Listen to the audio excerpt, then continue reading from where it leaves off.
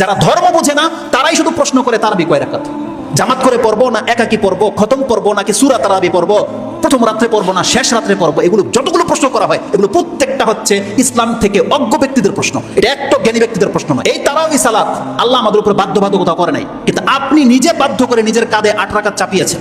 আপনি নিজে বাধ্য করে আপনার ঘরে আপনি 20 রাকাত চাপিয়েছেন, এটা আল্লাহ আপনার উপরে চাপায়নি। অথচ ব্যাপারটা কি ছিল, যেই ব্যক্তি কোনো রাতে যদি অন্তত পক্ষে 2 রাকাত নামাজও পড়ে, এটি তার কেমন লাগে। এটা কেমন লাইন নাকি পৃথিবীর কোনো হুজুর যদি আসে প্রোটেক্ট করার ক্ষমতা থাকলে যেন প্রোটেক্ট করে। এটা কেমন লাইন নয়, মাত্র 2 রাকাত সালাত। আপনি হাদিস চাইলে আমি হাদিস দেখাবো আপনাকে, রাসূল কি বলেছে। যদিও রাসূল সাল্লাল্লাহু আলাইহি ওয়াসাল্লাম 2 রাকাত করে পড়তে বলেছে, কিন্তু কোনো ব্যক্তি যদি আজকে রাতে সক্ষম নয়, সে মাত্র 2 রাকাত পড়তে সক্ষম, সে কি কেমন লাইলে নাকি পাবে না? রাসূলুল্লাহ সাল্লাল্লাহু আলাইহি ওয়াসাল্লাম সেই আয়াতের তাফসীরে যে লম্বা হয়ে যাবে, আমি দিকে যাচ্ছি না। সূরা আহজাব 33 নম্বর সূরার 35 নম্বর আয়াত আল্লাহ কি বলেছে, ওয়া যাকিরিনাল্লাহা কাসীরা ওয়া যাকিরাত আ'আদ্দাল্লাহু লাহুম মাগফিরাহ ওয়া আজরান আযীমা। সেই আয়াতের তাফসীরে আল্লাহ বলেছেন, যেই সমস্ত মহিলার পুরুষরা অধিক মাত্রায় আল্লাহকে স্মরণ করে, এরা এমন ব্যক্তি, তাদের জন্য আমি ক্ষমাকে লিপিবদ্ধ করে দিয়েছি, তারা আসলে তাদেরকে ক্ষমা করে দেওয়া হবে, তাদের জন্য আমি অজস্র কল্যাণ, তাদেরকে জান্নাত লিখে দিয়েছি।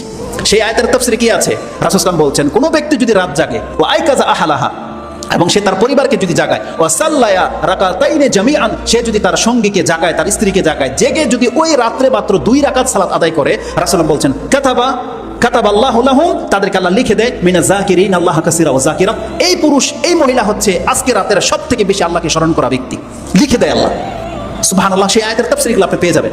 অতএব এই যে আপনি আপনার উপরে বোঝা চাপিয়ে নিয়েছেন যে 8 রাকাতই পড়বেন, তাও 1 ঘন্টায়, 20 রাকাত পড়বেন মাত্র 20-30 মিনিটে, সুবহানাল্লাহ, এটা আল্লাহ আপনার উপরে তো বাধ্য করেনি। যারা ধর্ম বোঝে না তারাই শুধু প্রশ্ন করে তারাবি কয় রাকাত, জামাত করে পড়বো না একাকি পড়বো, খতম পড়বো নাকি সূরা তারাবি পড়বো, প্রথম রাত্রে পড়বো না শেষ রাত্রে পড়বো, এগুলো যতগুলো প্রশ্ন করা হয় এগুলো প্রত্যেকটা হচ্ছে ইসলাম থেকে অজ্ঞ ব্যক্তিদের প্রশ্ন। এটা একটা জ্ঞানী ব্যক্তিদের প্রশ্ন নয়।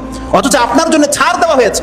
রাসূলুল্লাহ সাল্লাল্লাহু আলাইহি ওয়াসাল্লাম বলছেন, মান কামা রমাদানান ঈমানান ওয়া ইহতিসাবান গুফিরা লাহু মা তাকাদ্দামা মিন যামবি। যেই ব্যক্তি রমজান মাসের কিয়াম করবে, তার অতীতের সমস্ত গুনাহ মাফ করে দেওয়া হবে, যদি সে আল্লাহর কাছে নেকির আশায় পড়ে থাকে। আপনি বলেন তো দেখি, হাদিস তো বুখারী মুসলিমের, এখানে কোথায় আছে কয় রাকাত পড়তে হবে, কয়টা বাজে পড়তে হবে, কত লম্বা পড়তে হবে, কিছু বলেছে? কিছু বলা হয়নি। এটা আপনার সামর্থ্যের উপরে বান্দা ছেড়ে দিয়েছেন, সামর্থ্যের উপরে। যার যতটা সামর্থ্য আছে, যত সুন্দর করে আপনি পড়তে পারেন পড়ে দেখান। মুহাম্মদুর রাসূলুল্লাহ সাল্লাল্লাহু আলাইহি ওয়াসাল্লাম তো পড়ে দেখিয়েছে 8 রাকাতে সারা রাত পার। তাহলে আপনিও মাঝে মাঝে করে দেখান। এটা কেন করছেন না? 8 রাকাতেই কেন বাধ্যতা করে দিয়েছেন? যেই ব্যক্তি চেয়ারে বসে নামাজ পড়ে, সেও আপনার কারণে বাধ্য 8 রাকাতই সে পড়ে।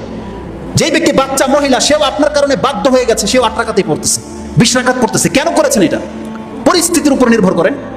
মাঝে মাঝে লম্বা করে দেন, 2 রাকাত, ঘন্টা পার করে দেন। মাঝে মাঝে 4 রাকাত দিয়ে 2 ঘন্টা পার করে দেন। মাঝে মাঝে 6 রাকাত পড়েন। আপনার ওই 8 রাকাতই সুন্নত, এটাই বা সাব্যস্ত করতে কি বললো? অথচ হাদিসে স্পষ্ট আছে রাসূল সাল্লাল্লাহু আলাইহি ওয়াসাল্লাম কোন রাতে 2 রাকাতও পড়েছেন, 4 রাকাতও পড়েছেন, 6ও পড়েছেন, 8ও পড়েছেন।